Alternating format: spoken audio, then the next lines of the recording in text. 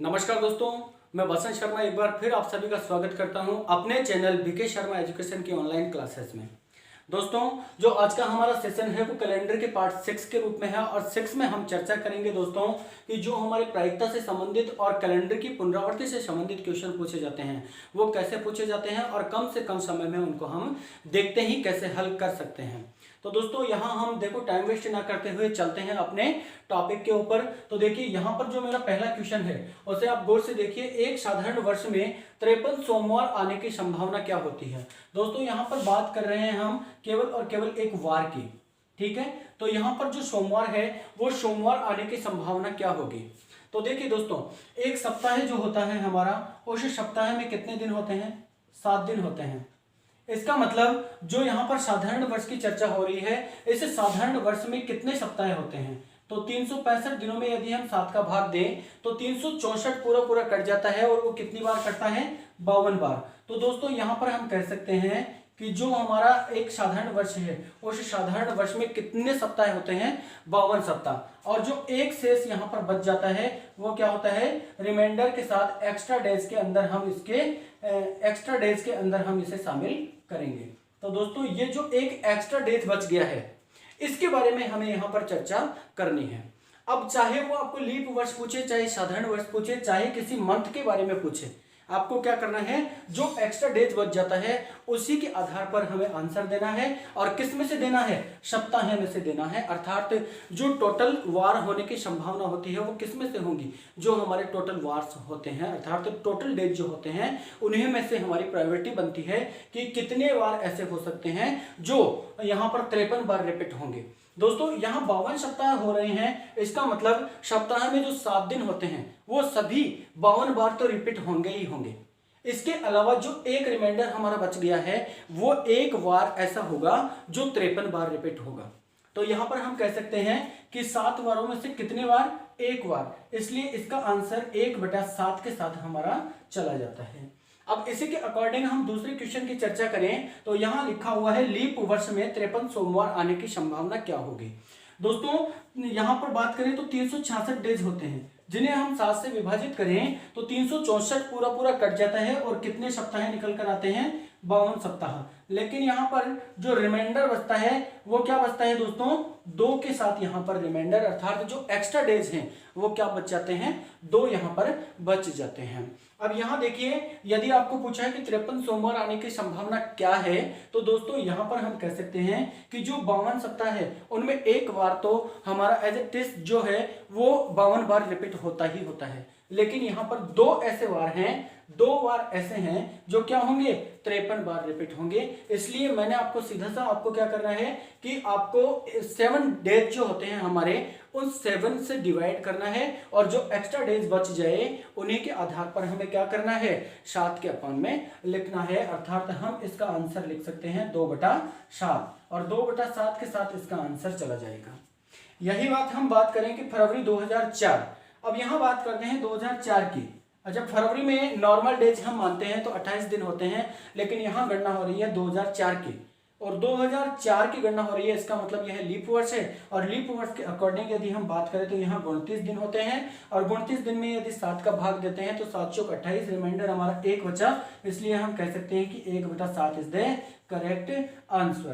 तो यहाँ पर फरवरी 2004 की गणना हुई है तो हमें क्या करना है? 1/7 के साथ इसका आंसर लिखना है। अब यही आंसर देखो जो हमारी पिछली टाइप के आधार पर हमने क्वेश्चन हल किए थे कि जब एक माह के अंदर 5 वार समान होते हैं अर्थात कोई भी वार 5 बार रिपीट होता है तो उसका आंसर हम किस तरीके से लिखते हैं, उसी आधार पर हम यहाँ पर यदि प्रायोरिटी देखें तो देखिए फरवरी 2004 की बात हो रही है। वैसे फरवरी में नॉर्मल डेज जो होते हैं वो 28 डेज होते हैं नॉर्मल ईयर में, तो वहां पर कोई भी वार 5 बार नहीं आता तो वहां से कोई क्वेश्चन नहीं बनता है। लेकिन क्वेश्चन हमारा बनता है कि पहला क्वेश्चन हमारा बनता है दोस्तों, यदि किसी माह में 29 दिन होते हैं तो हमारा प्रायोरिटी पर आधारित जो क्वेश्चन होता है वो बनता है।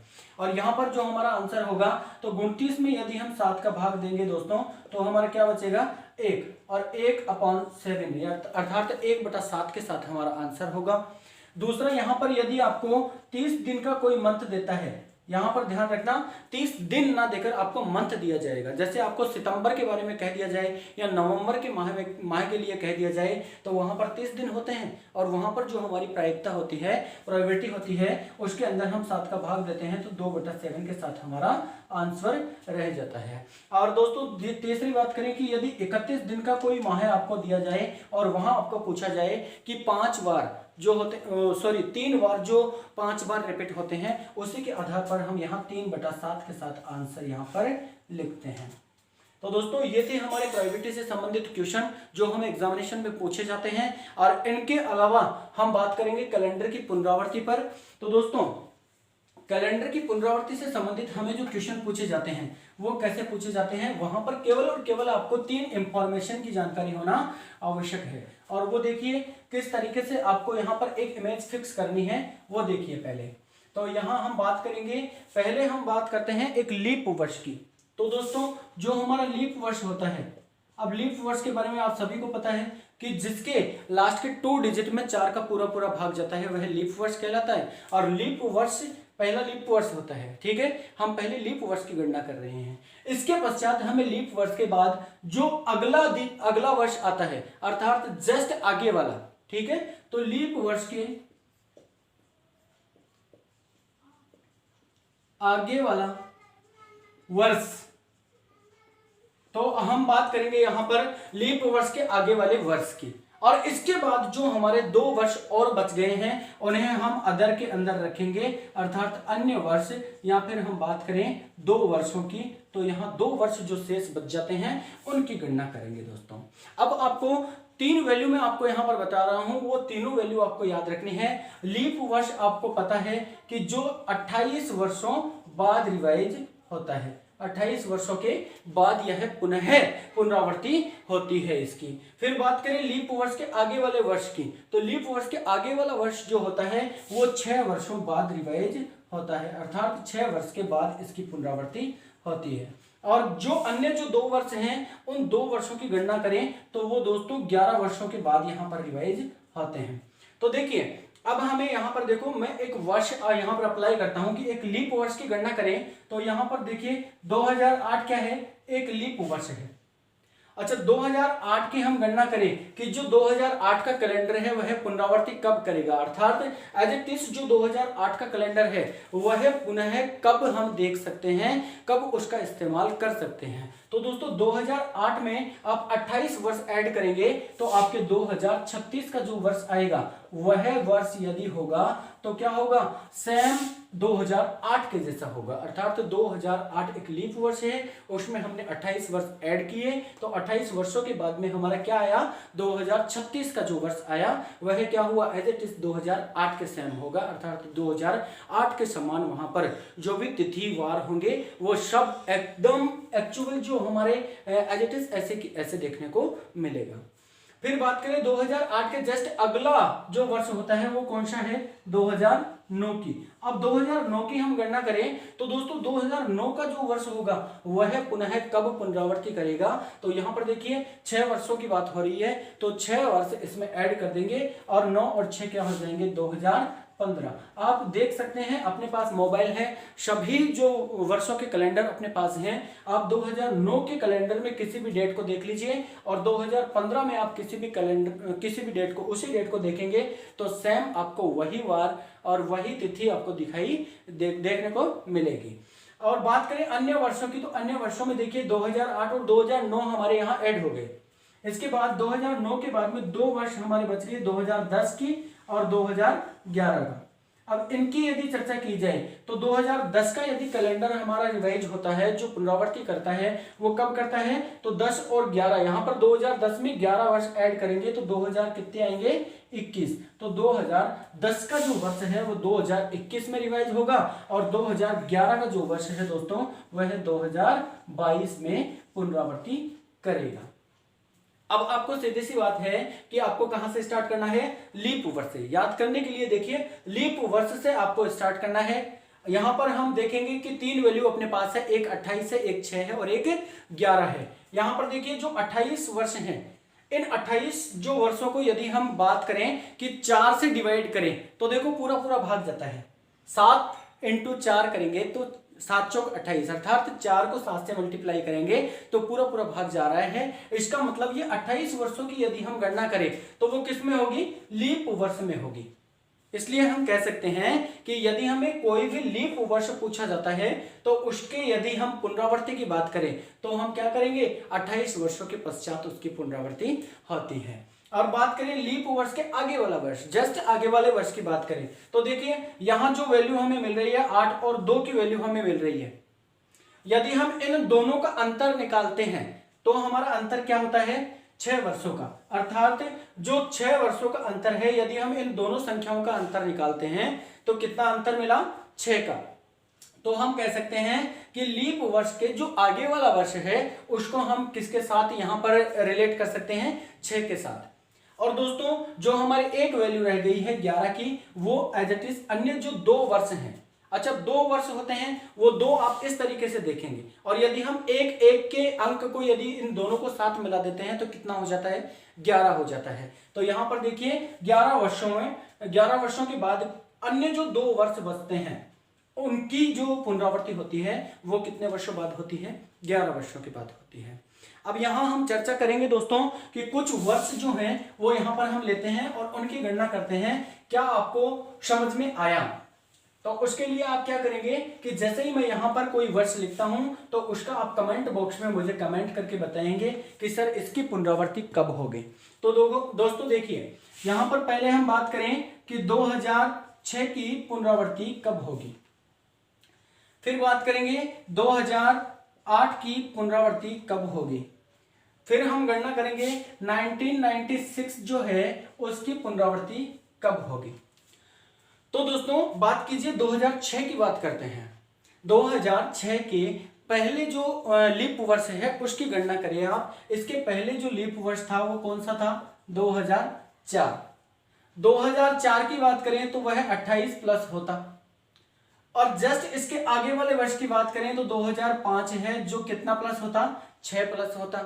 और जस्ट इसके अलावा जो 2 वर्ष हमारे बच गए हैं 2006 और 2007, इन दोनों की गणना करें तो यहां पर 11 वर्ष ऐड करने हैं। इसका मतलब यहां 11 वर्ष ऐड कर दें तो 2017 हमारा आंसर आता है। और 2017 के अंतर्गत हम क्या करते हैं, 2006 के कैलेंडर को एज इट इज हम यूज कर सकते हैं। अर्थात 2006 के कैलेंडर की पुनरावृत्ति कब होगी, 2017 में होगी। यही गणना हम यहां पर करें तो देखिए आपको सीधा सीधा देखना है कि यदि लीप वर्ष है तो क्या करना है, 28 प्लस करना है। यहां 2008 एक लीप वर्ष है और इसमें आप प्लस 28 करेंगे, 28 इसमें ऐड कर देंगे तो आपका आंसर क्या आएगा, 2036 आंसर आएगा, जो एज इट इज हमारा क्या होगा, एकदम सही होगा। वही गणना हम यहां पर करें तो 96 क्या है दोस्तों, एक लीप वर्ष है। अर्थात यहाँ 24 से पूरा पूरा डिविजिबल हो रहा है। इसका मतलब 96 में भी यदि हम 28 ऐड कर देंगे तो दोस्तों हमारा आगे का जो वर्ष है वो हमारा आ जाता है। और कौन सा आएगा, 2024 का जो वर्ष है वह हमारा क्या होगा, बिल्कुल इसके साथ पुनरावृत्ति करेगा। अर्थात 1996 का जो वर्ष है उसके अंदर जो वार तिथि दिए हुए हैं उन्हीं को हम 2024 में देख सकते हैं। अर्थात 96 का जो कैलेंडर है उसका हम यूज कर सकते हैं 2024 में। तो देखिए अब इसी की अकॉर्डिंग हम बात करें तो यहां पर 6+6 वाले क्वेश्चन देखें तो यहां देखिए 2005 की बात करें तो यहां देखिए कितने वर्ष बाद आएगा, तो 5 में 6 प्लस करेंगे तो 2011 में इसकी रिवाइज होगा, 2011 में इसकी पुनरावृत्ति होती है। उम्मीद करता हूं बहुत अच्छे से दोनों चीजें आपको समझ में आएंगी। तो दोस्तों हमने चर्चा की, हमने क्वेश्चन भी हल किए कि जो हमारे क्वेश्चन आते हैं प्रायिकता से संबंधित क्वेश्चन वो कैसे आते हैं, और जो हमारे कैलेंडर की पुनरावृत्ति से संबंधित क्वेश्चन आते हैं वो कैसे हम अटेम्प्ट करते हैं। दोस्तों यहाँ पर एक बार फिर मैं रिवाइज करवा देता हूँ और आपको जो इंपॉर्टेंट जानकारी है वो कैसे कैसे यहाँ पर आपको ध्यान में रखनी है। तो पहली बात, यहाँ प्रायिकता से संबंधित क्वेश्चन आपको पूछे जाए तो उनमें आपको पहला क्वेश्चन आता है वो साधारण वर्ष का क्वेश्चन आता है, और यहाँ पर केवल और केवल आपको क्या करना है, दिनों की संख्या में से 7 का भाग देकर आपको विषम दिन निकालने हैं, और विषम दिनों के आधार पर आपको टोटल डेज जो हमारे 7 होते हैं वो बटे में लिखकर आपको आंसर लिखना है। तो साधारण वर्ष में यहाँ पर 365 दिन होते हैं और 365 में यदि हम 7 का भाग देते हैं तो एक और सप्ताह निकल जाते हैं और एक्स्ट्रा डेज जो होते हैं वो विषम दिनों के रूप में हमारे क्या निकल कर आते हैं, 1 निकल कर आता है। तो हमारा आंसर क्या हो जाता है, 1/7 आंसर यहाँ पर हो जाता है कि यदि साधारण वर्ष में 53 सोमवार आने की संभावना क्या होती है, तो यहाँ पर 1/7 की जो संभावना होती है वह हमारी सही साबित होती है। दोस्तों दूसरा क्वेश्चन यहाँ पर आपको लीप वर्ष में पूछा जाता है और लीप वर्ष के अकॉर्डिंग यदि पहुंचा जाए तो यहाँ पर 366 दिन होते हैं और 7 का भाग देते हैं तो यहाँ पर 2 रिमाइंडर अपना बचता है और 2/7 यहाँ पर आंसर हमारा हो जाता है।